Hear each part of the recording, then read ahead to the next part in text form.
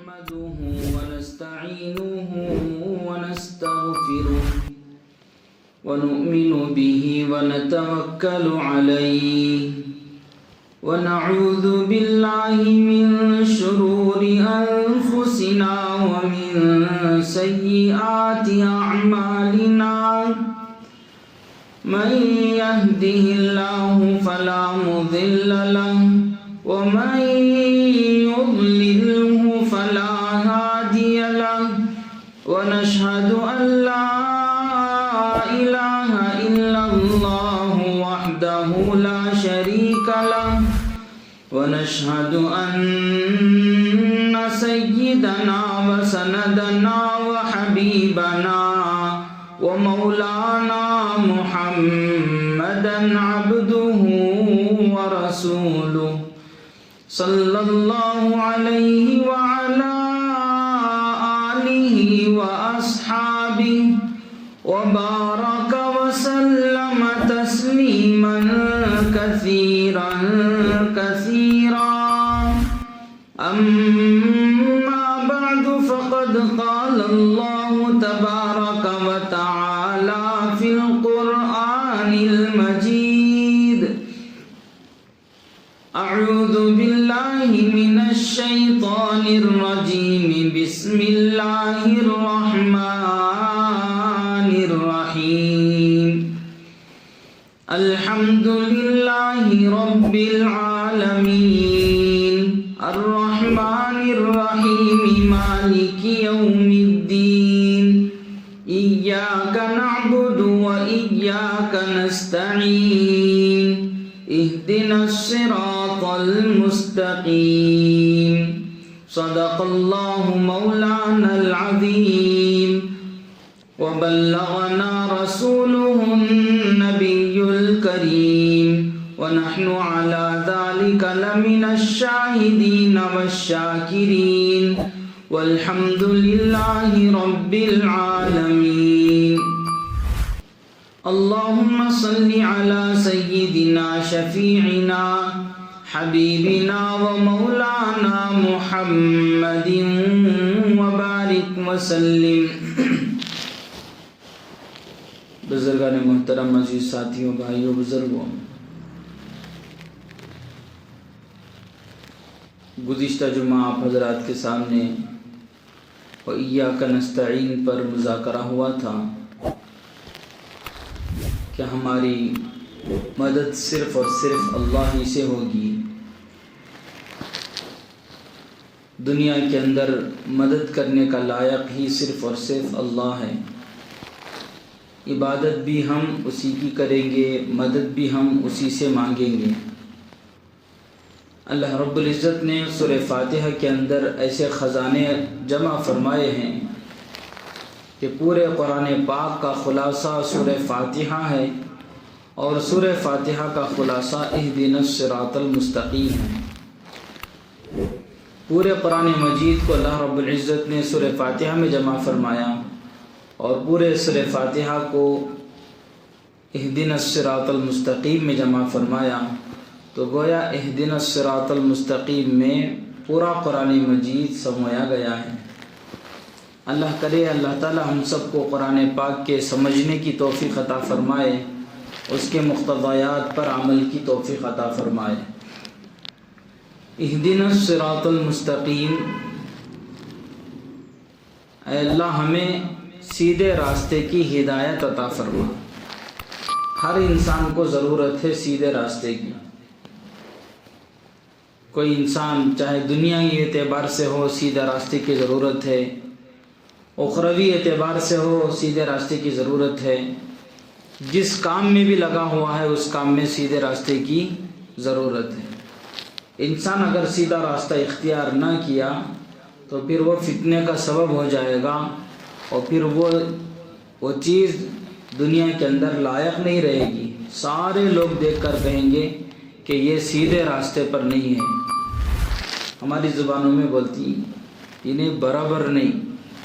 برابر نہیں کا مطلب سیدھے راستے پر نہیں ہے. کوئی انسان شرابی کا عادی بن گیا تو لوگ دیکھ کر اس کو کہتے ہیں کہ یہ انسان صحیح نہیں ہے، یعنی سیدھے راستے پر نہیں ہے.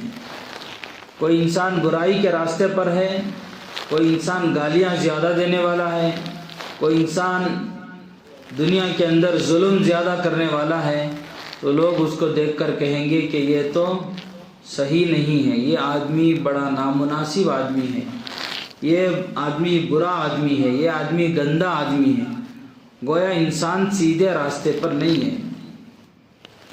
اسی لیے عزیز و بھائیوں، ہر معاملات میں ہمیں سیدھے راستے کی اللہ تعالیٰ سے دعائیں مانگنا چاہیے کہ اہدنا الصراط المستقیم، اے اللہ ہمیں سیدھے راستے کی ہدایت عطا فرما، اے اللہ ہم سب کو سیدھے راستے پر چلا دے، ایسا راستہ جو تیرے لیے خوشی کا باعث ہو، رسول اللہ کے لیے خوشی کا باعث ہو، دنیا کے اندر جو بھی کام کریں وہ اللہ کی مرضی کے مطابق ہو، اللہ کی مرضی سے ہٹ کر ایک ذرہ برابر بھی ہمارا کوئی کام نہ ہو، ہر کام اللہ کی مرضی کے مطابق ہو۔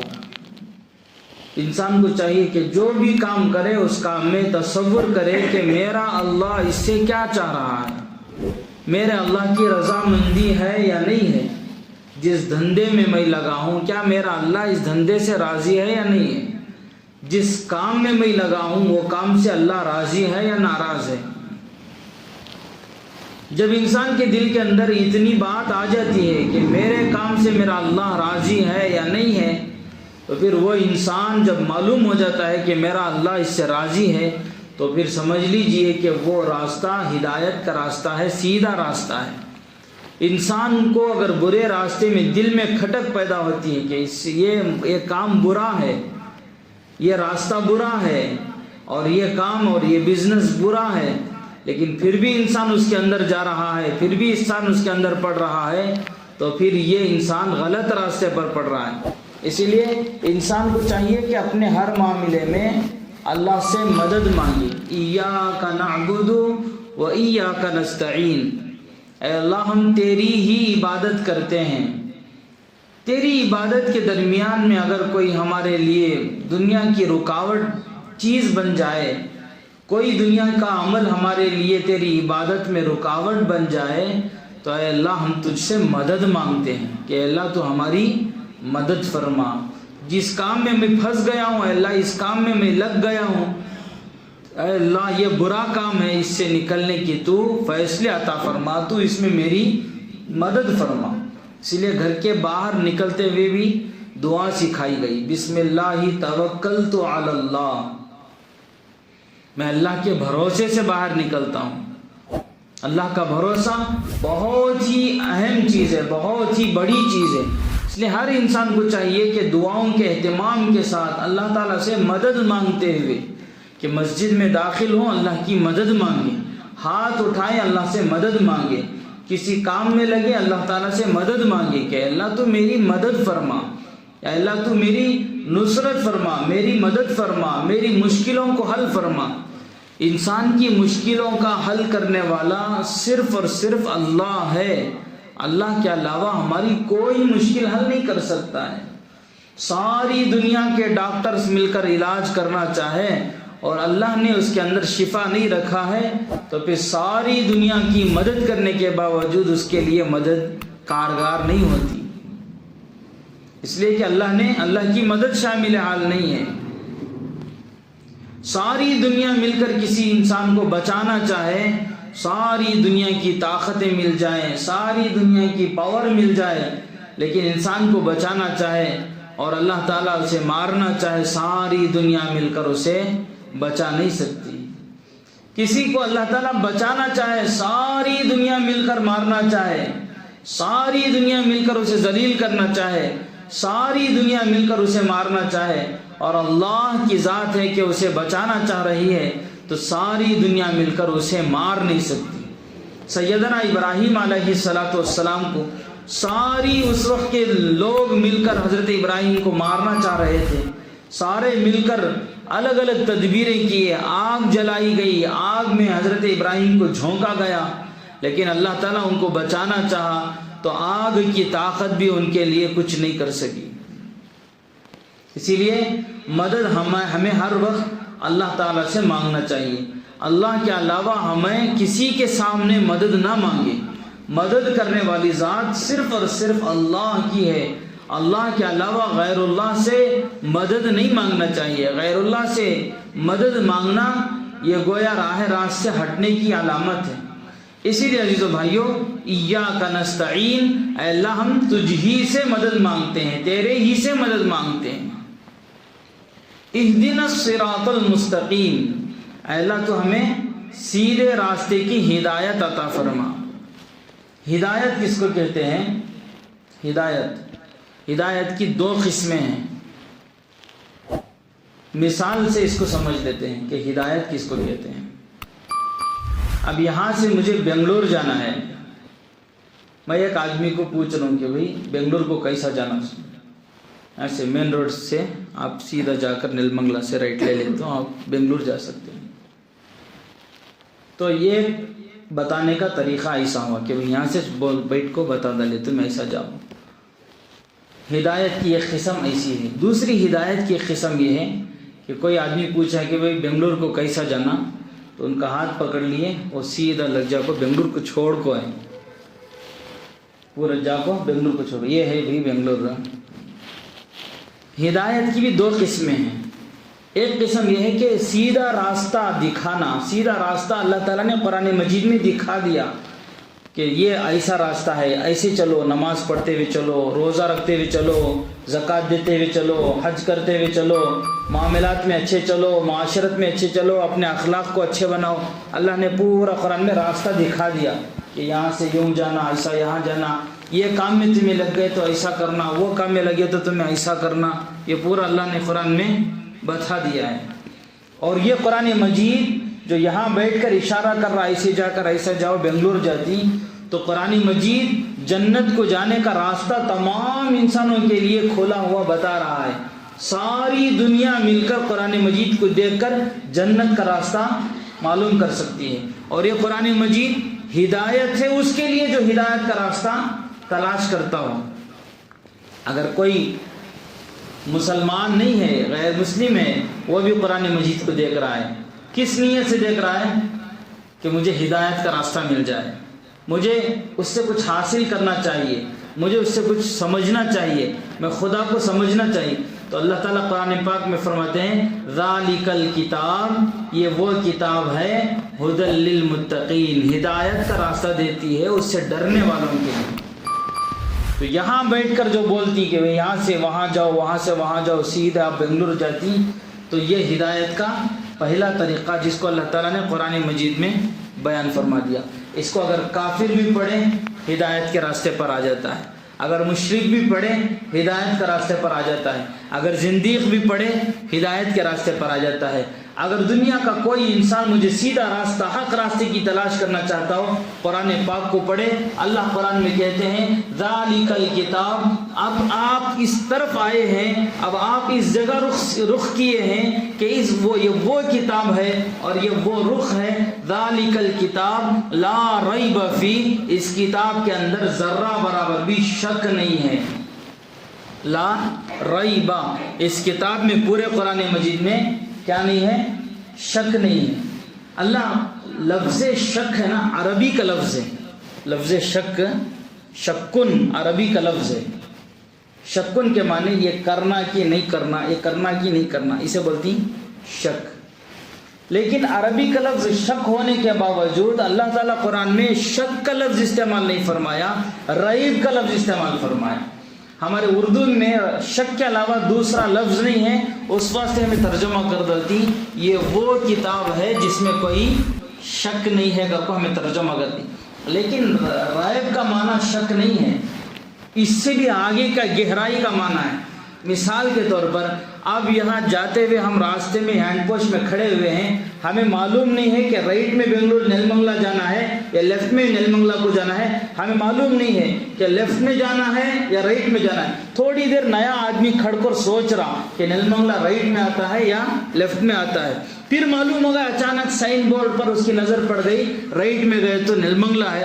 تو پھر فوراً جو 1 منٹ کے لیے اس کے دماغ میں جو آیا، شک آیا نا، ادھر جانا یا ادھر جانا، اللہ کہتے ہیں اس کو کہتے ہیں ریب۔ قرآن میں اللہ فرماتا ہے کہ یہ قرآن وہ کتاب ہے جس کے اندر ریب تک، یعنی ایک سیکنڈ کے اندر ادھر جانا یا ادھر جانا ہے، یہ تک قرآن میں نہیں ہے۔ ذالک الکتاب لا ریب فیہ، یہ وہ کتاب ہے جس کے اندر کیا نہیں ہے؟ ریب نہیں ہے۔ ریب کا معنی معلوم ہونا، شک ہے تو ہمیشہ ٹٹولے کو بیٹھتا ہم نے، یہ ہے کہ یہ صحیح ہے کہ یہ غلط ہے، کہ یہ صحیح ہے کہ یہ غلط ہے، کہ تشویش میں پڑ گیا ہے کون تک، جب تک اگر کوئی نہیں بولتا کہ یہ صحیح ہے یہ غلط ہے، اس کو کہتے ہیں شک۔ لیکن قرآن پاک کا عربی کا لفظ شک ہونے کے باوجود اللہ تعالیٰ لفظ شک استعمال نہیں فرمایا، فرمایا ذالک الکتاب، یہ وہ کتاب ہے، یہ وہ قرآن ہے، لا ریب فیہ، کہ اس کے اندر کیا نہیں ہے؟ ریب بھی نہیں ہے۔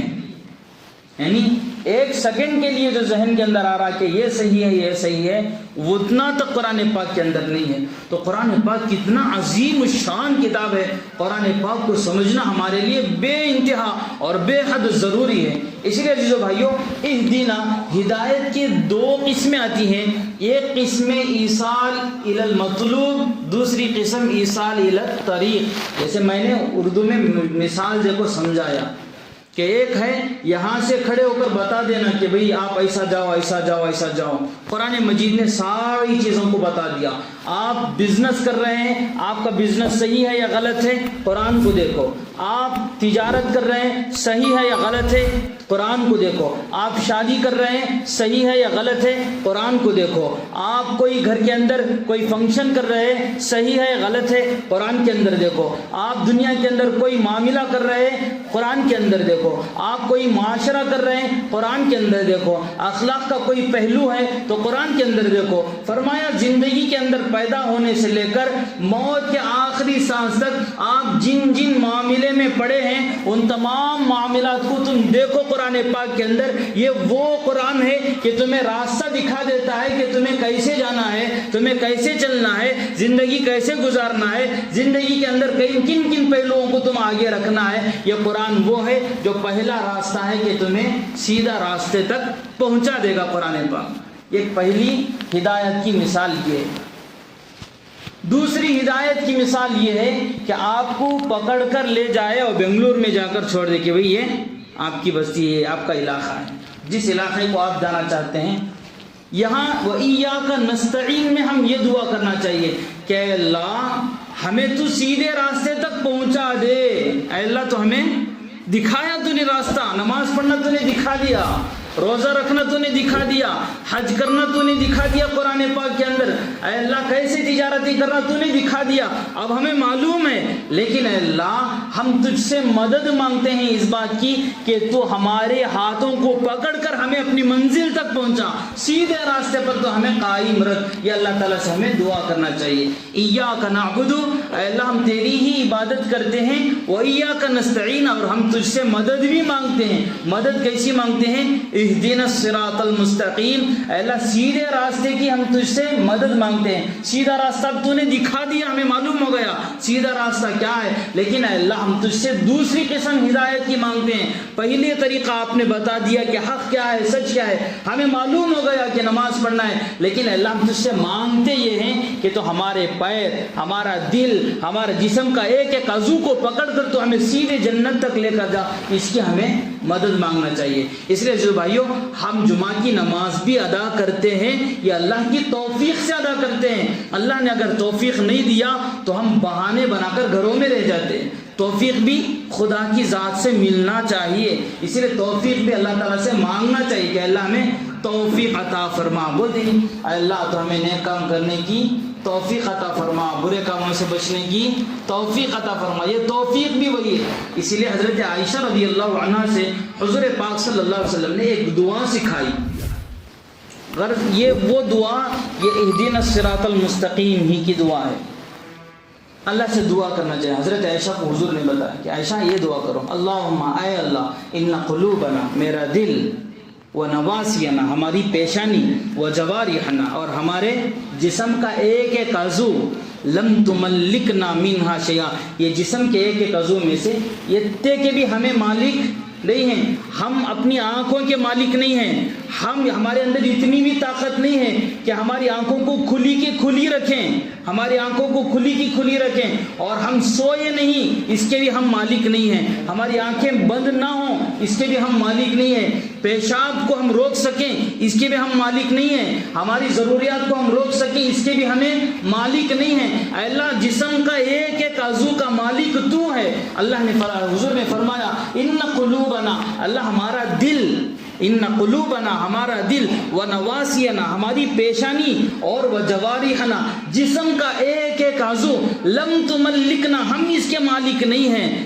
اس کا مالک تو ہے، اس کا قبضہ کرنے والا، یہ قبضے میں رکھنے والا تو ہے، یہ جان کا مالک، یہ مال کا مالک اللہ تو ہے۔ لم تملکنا منها شیئا فاذا فعلت ذلك بنا فكن انت ولينا واهدنا الى سواء السبيل۔ اے اللہ جب اس کا مالک تو ہے تو اللہ تو ہمیں پکڑ کر سیدھے راستے پر لے کر آ، اے اللہ تو ہمیں سیدھے راستے پر لے کر آ، ہمیں برائیوں کے راستے میں پڑنے سے حفاظت فرما، بے حیائیوں کے راستے میں پڑنے سے حفاظت فرما، برائیوں کے راستے میں ہماری حفاظت فرما۔ تو یہ ہدایت کی یہ دوسری قسم ہے کہ اللہ تو ہی اس کا مالک ہے، تو ہی ہماری مدد فرما۔ اے اللہ نماز پڑھنا چاہتا ہوں، رکاوٹ آ جاتی ہے، تو میرے لیے آسانیاں پیدا فرما۔ اے اللہ روزہ رکھنا چاہتا ہوں، رکاوٹ آ جاتی ہے، اے اللہ تو ہمیں توفیق عطا فرما۔ اے اللہ حج کرنا چاہتا ہوں، رکاوٹ آ جاتی ہے، اے اللہ تو ہمارے لیے آسان فرما، مدد فرما۔ اللہ تعالیٰ کی مدد ہر حال میں مانگنا چاہیے۔